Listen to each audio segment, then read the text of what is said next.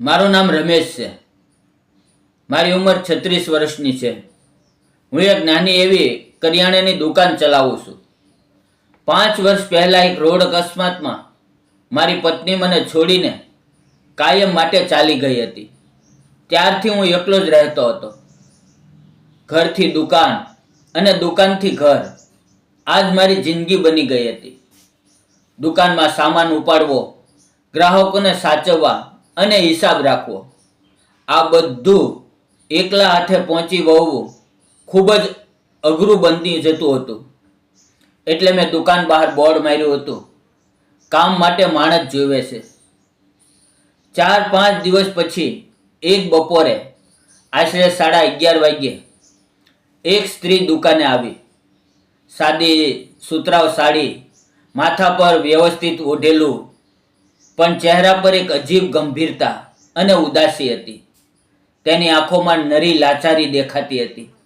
તેણે ધીમા અવાજે પૂછ્યું, શેઠ, બહાર બોર્ડ વાંચ્યું, કામ માટે કોઈ માણસ રાખવો છે?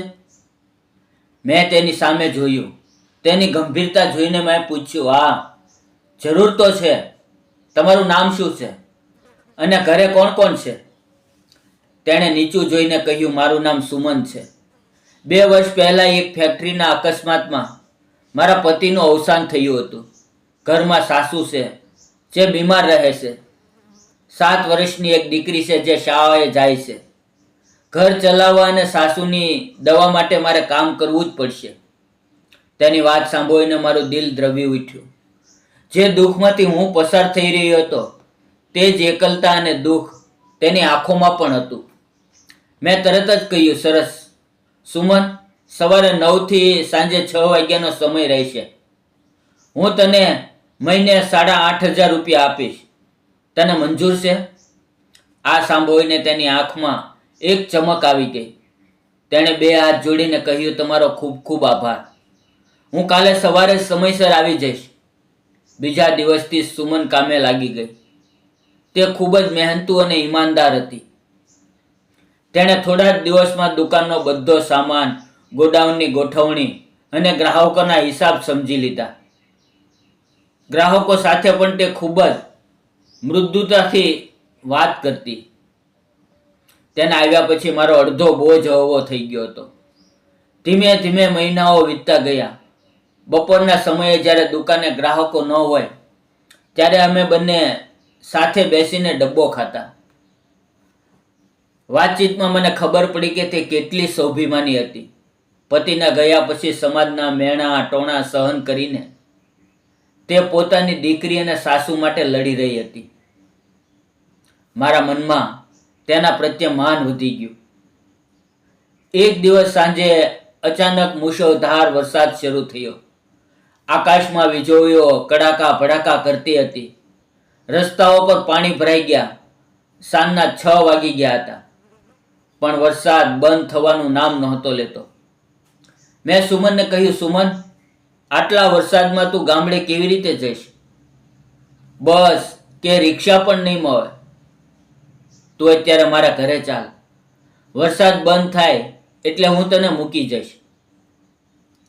શરૂઆતમાં તે થોડી અચકાય, પણ બહારનું તોફાન જોઈને તે મારી સાથે મારા ઘરે આવી. મારું ઘર દુકાનની પાછળની ગલીમાં જ હતું. ઘરમાં આવીને તે રસોડામાં ગઈ અને બોલી, તમે કપડાં બદલી લો, હું આપણા બંને માટે ગરમા ગરમ ચા બનાવું છું. તે ચા બનાવીને લાવી. અમે બંને હોલમાં બેસીને ચા પીતા હતા. બહાર વરસાદનો અવાજ હતો અને ઘરમાં એક અજીબ શાંતિ. અમે બંને એકબીજા સામે જોઈ રહ્યા હતા. તેની આંખોમાં કૃતજ્ઞતા હતી અને મારી આંખોમાં તેના પ્રત્યેનો ઊંડો આદર અને લાગણી. ચા પૂરી થયા પછી મેં તેને આ મહિનાનો પગાર આપવા માટે કવર લંબાવ્યું. જ્યારે તેણે કવર લીધું ત્યારે તેનો હાથ મારા હાથ સાથે સ્પર્શ થયો. એ સ્પર્શમાં એક અનોખી હૂંફ હતી. અમારા બંનેના શરીરમાંથી એક ધુજારી પસાર થઈ ગઈ. સુમન શરમાઈને નીચું જોઈ ગઈ. મેં મન મજબૂત કરીને કહ્યું, સુમન, સુમન, મારે તને એક વાત કહેવી છે. તેણે ધીમેથી નજર ઊંચી કરી. મેં કહ્યું, આપણે બંને જિંદગીના એક એવા મોડ પર છીએ જ્યાં એકલતા સિવાય કંઈ જ નથી. તું મારી દુકાન જ નહીં પણ મારા જીવનની પણ એક મોટી તાકાત બની ગઈ છે.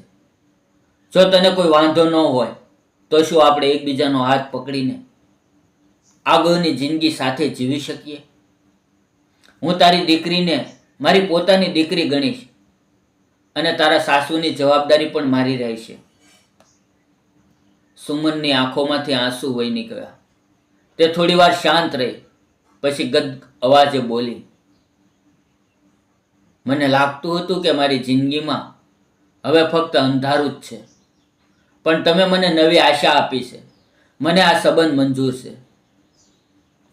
વરસાદ થંભ્યા પછી મેં તેને ઘરે પહોંચાડી. બીજા અઠવાડિયે મેં તેના સાસુ સાથે વાત કરી. તેઓ ખૂબ જ ખુશ થયા અને આશીર્વાદ આપ્યા અને સાદગીથી મંદિરમાં લગ્ન કરી લીધા. આજે સુમન, તેની દીકરી, તેની સાસુ અને હું, અમે બધા એક ખુશહાલ પરિવાર તરીકે રહીએ છીએ. દુકાન પણ સારી ચાલી રહી છે અને ઘરમાં પણ કિલકારીઓ અને ખુશીઓ ગુંજે છે. દોસ્તો, આ વાર્તા આપણને શીખવે છે કે પરિસ્થિતિ ગમે તેટલી ખરાબ હોય, જો દિલમાં સચ્ચાઈ અને એકબીજા પ્રત્યે આદર હોય તો ઉજ્જળ જિંદગીમાં પણ ફરીથી વસંત આવી શકે છે. પૈસા કે રૂપ કરતાં માણસનું નીતિ, નિયત અને દિલ વધુ મહત્વનું હોય છે. જો તમને આ વાર્તા ગમી હોય તો વિડીયોને લાઈક કરજો, શેર કરજો અને ચેનલને સબસ્ક્રાઈબ કરવાનું ભૂલતા નહીં. અને હા મિત્રો, આ વાર્તાના તમામ પાત્રો અને ઘટનાઓ કાલ્પનિક છે, જેનો હેતુ માત્ર મનોરંજન અને પ્રેરણા આપવાનો છે. તેને અન્યથા ન જોશો. ફરી મળશું આવતીકાલે એક નવી વાર્તા સાથે. ત્યાં સુધી તમારું ધ્યાન રાખો. ખુશ રહો. જય હિન્દ મિત્રો.